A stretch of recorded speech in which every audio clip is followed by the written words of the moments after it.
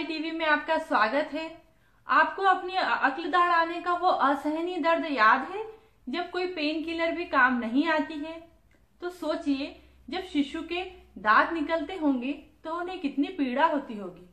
इसलिए 4 से 5 महीने में जब बच्चों की पेड़ियां बन जाए दांतों की और दांत आने वाले हों तो उनका विशेष ख्याल रखें। बच्चों को इस समय बहुत कमजोरी हो जाती है और वो बहुत चिड़चिड़े भी हो जाते हैं। बच्चों के ये दांत 3 महीने से लेकर 3 साल तक आते हैं और इस समय करीब 20 दूध के दांत आते हैं। उसके बाद में छठे साल से यह दांत वापस गिरते हैं और फिर नए दाढ़ और दांत आते हैं जो परमानेंट टूथ रहते हैं।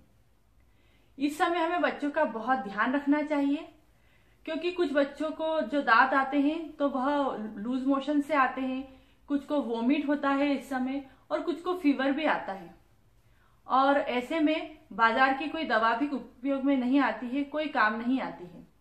इसलिए हमें कुछ घरेलू उपयोगी उपाय करना चाहिए जिससे बच्चों के दांत आसानी से निकल सके। ऐसे ही कुछ उपाय मैं बताती हूँ आपको आज। जैसे सुहागा ले लें, उसको तवे पे गरम कर लें और वो फूल जाएगा। उसके बाद में उसका पाउडर बना लें, उसमें थोड़ा शहद मिलाएं और दिन में 3 से 4 बार अपनी उंगली में लेके बच्चों के मसूड़ों पर इसकी मसाज करें।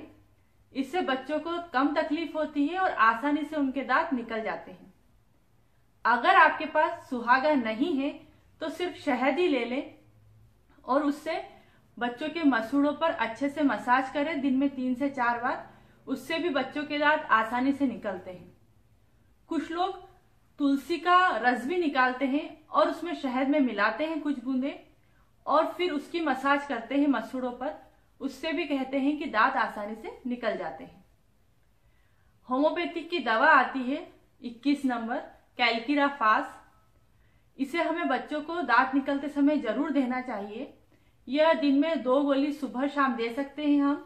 6 महीने से 2 साल तक के बच्चों को हमें इसे देना चाहिए।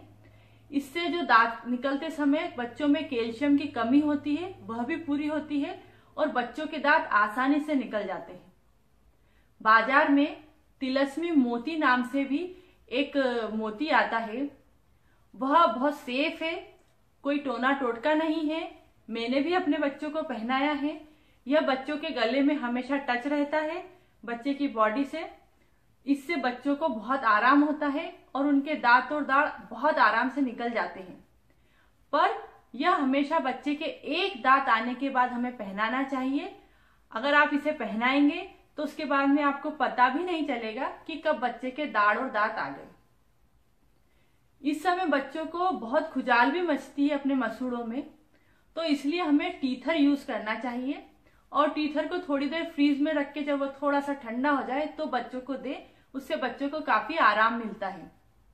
पर हाँ, एक बात का ध्यान रखें, अगर टीथर बच्चा नीचे गिरा देता है तो उसे साफ पानी से धोकर ही बच्चों को दे, नहीं तो इन्फेक्शन का खतरा रहता है। हमें इन सब बातों का बहुत ध्यान रखना चाहिए और इस समय बहुत सफाई भी रखना चाहिए जिससे बच्चों को किसी प्रकार का इन्फेक्शन न हो, क्योंकि इस समय बच्चा नीचे की चीजें उठाकर भी कुछ भी मुंह में लेता है। अधिकतर वो चाबियां भी मुंह में लेता है, इसलिए हमें ध्यान रखना चाहिए। और जब ये बच्चों के दांत आने लगते हैं तो उनके मसूड़ों में थोड़ी सूजन आ जाती है और थोड़ा सा बुखार भी आता है, जिससे हमें समझ में आ जाता है कि उनके दांत आने वाले हैं। तो ऐसे समय पे हमें इन सब उपायों को करते रहना चाहिए जिनसे उनके आसानी से दांत निकल सके।